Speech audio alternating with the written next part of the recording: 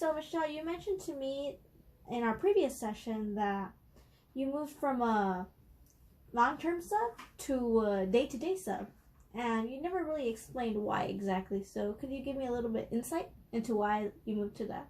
Okay. Well, I stepped in for a teacher that had to leave. So basically, she was gone the entire year. Mm-hmm. So I stepped in, but there was already behavior problems, which I felt I could handle, and I did for the most part. The challenging part was being put into a fourth grade class that I had no experience in, and the other fourth grade teachers were all new, so we were basically trying to just to figure it out all by ourselves, and that was, I think, the difficult part. And even though we managed to get by, Mm-hmm.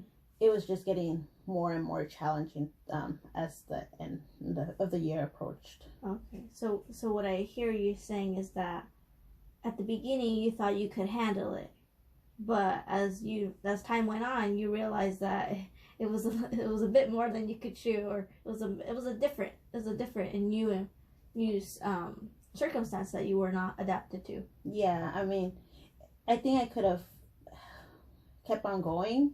It's just that more things were thrown at us, like SBAC prep and more testing going on, and just more. They had us include more curriculum Mm-hmm. that we got no proper training in. Especially as a sub, I have no training in that, so that's where I just cut it. I was like, I can't do this. This is too overwhelming. Yeah. So you kind of like feel like a little bit overwhelmed and stressed out because you're made to do all these other things like the curriculum, the SBAC, and you weren't like given any training. So yeah, definitely. And that's why. And then at home as well, like I basically woke up at 4 a.m, didn't go to sleep like until 12 or 1 a.m. Oh. So and my stress was very high, and if like I'm stressed and the kids know it as well, they're able to see it, and I wasn't giving my best to the students, and that's where I was like, I can't do this misservice to them just because I'm not okay either, so that's why I transitioned to day to day, and that transition really took a lot of stress away. Okay.